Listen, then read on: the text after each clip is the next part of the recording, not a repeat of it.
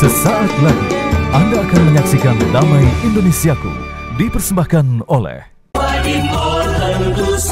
Wadimor tentu sarung kita. Didukung oleh Lemari besi, yo, importa.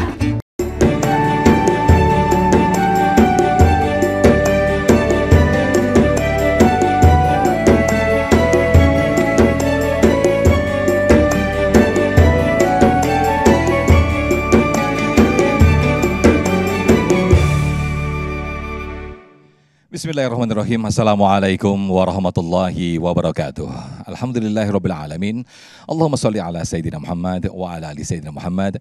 Senang sekali saya Muhammad Sofyan kembali menjumpai Anda dalam Majelis Ilmu Damai Indonesiaku. Yang pada kesempatan siang hari ini alhamdulillah kita bersiaran langsung dari Masjid Sakinah Warahmah, tepatnya di perumahan Villa Mahkota Pesona di Bojongkulur, Gunung Putri, Bogor, Jawa Barat.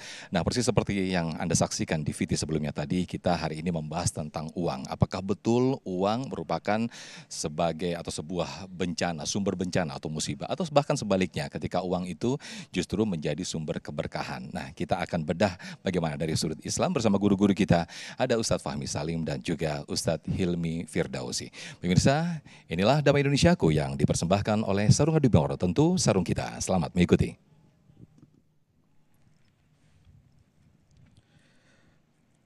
Bismillahirrahmanirrahim. Assalamualaikum warahmatullahi wabarakatuh. Alhamdulillah. Alhamdulillahi ala taufiqih wa syukru lahu ala amtinanih.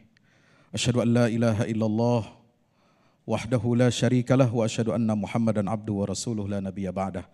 Allahumma salli wa sallim wa barik alaihi wa ala alihi wa ashabihi wa ikhwanih minal anbiya'i wal mursalin amma ba'du. Bapak Ibu hadirin hadirat yang dimuliakan Allah Subhanahu wa taala, jamaah Masjid Sakinah Warahmah.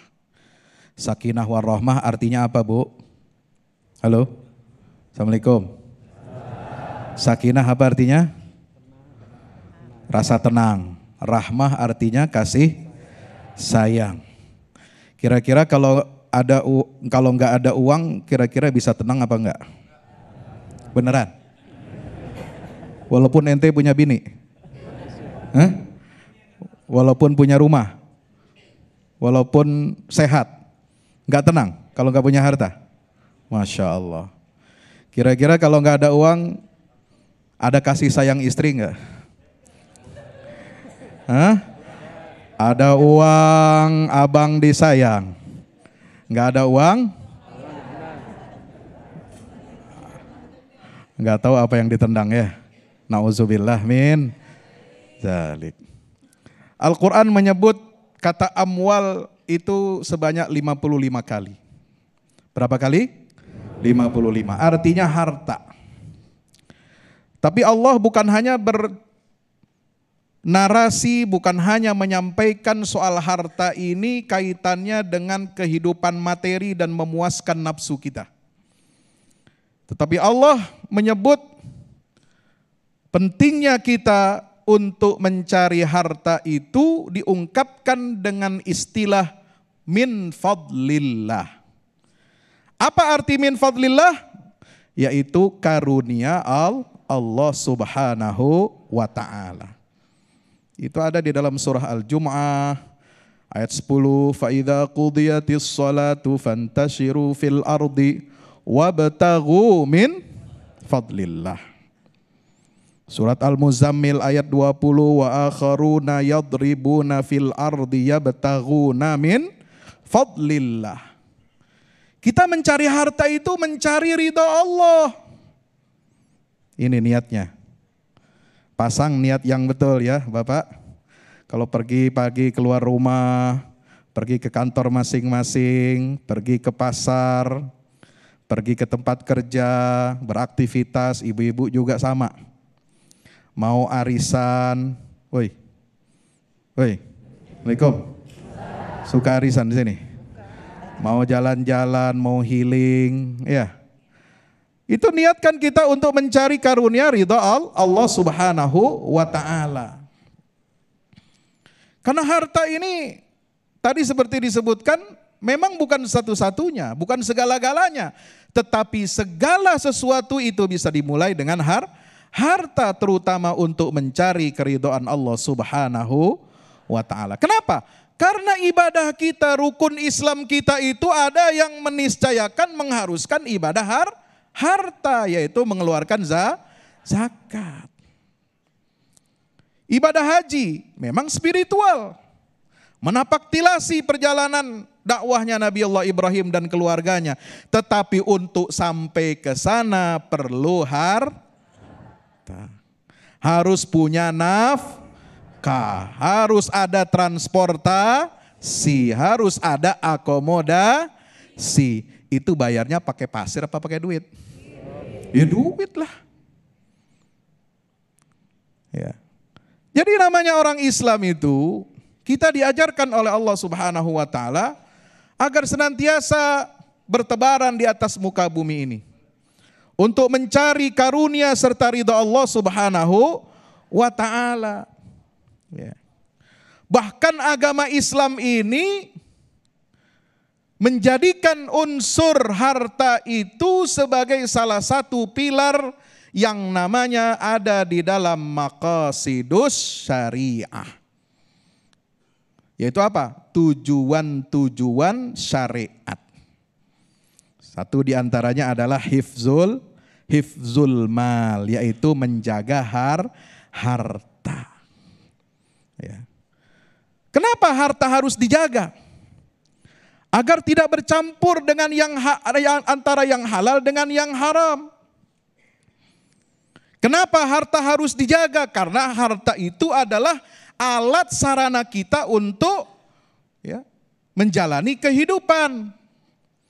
Untuk kasih makan, untuk kasih nafkah, untuk kasih pendidikan, kesehatan keluarga kita, semuanya perlu harta. Maka Islam mengakui apa yang dinamakan dengan milkiyah khassah, kepemilikan privat, yaitu harta.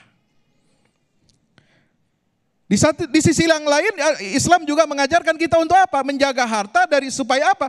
Supaya tidak dilanggar, tidak dicuri, tidak dirampok oleh orang lain yang bukan haknya. Ya. Makanya ada syariat di dalam Islam itu, kalau orang mencuri diapain? Dipotong tangannya. Ada takzir, ada hukuman fisik, hukuman badan.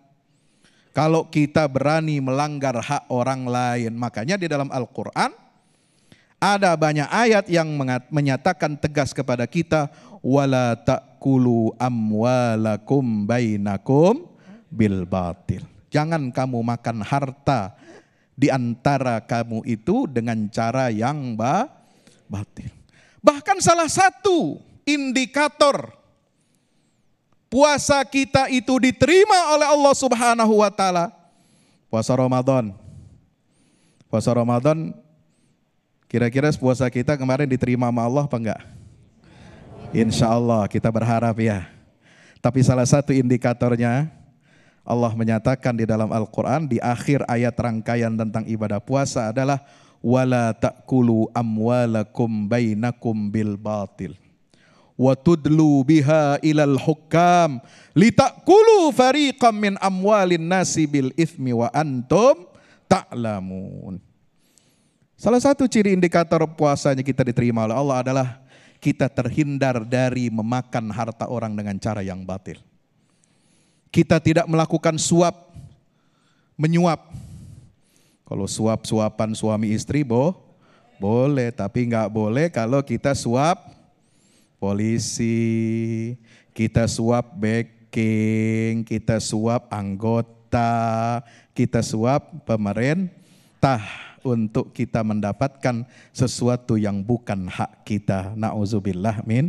Maka Islam luar biasa menjaga kebaikan kita untuk kebaikan dunia dan akhirat. Semua berkaitan dengan harta itu diatur oleh Allah Subhanahu wa ta'ala. Ditanya dari mana kamu mendapatkan harta itu dan bagaimana kamu mentasarrufkan atau memanfaatkan harta itu. Wallahu a'lam. Terima kasih. Baik, Masya Allah, terima kasih Ustadz Fahmi Salim yang telah memberikan mukadimah di segmen satu ini.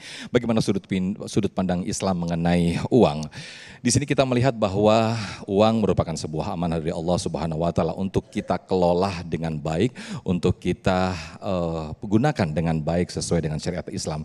Namun tidak jarang ketika kita melihat perselisihan, kemudian juga pertengkaran, bahkan sebuah musibah atau pertengkaran di mana-mana disebabkan dari uang. Nah, apakah benar uang merupakan sumber bencana atau sumber musibah? Ini insya Allah yang akan dijelaskan di segmen kedua nanti bersama guru kita Ustadz Hilmi Firdausi. Tetaplah bersama kami di Damai Indonesiaku yang dipersembahkan oleh Sarung Wadimor, tentu sarung kita.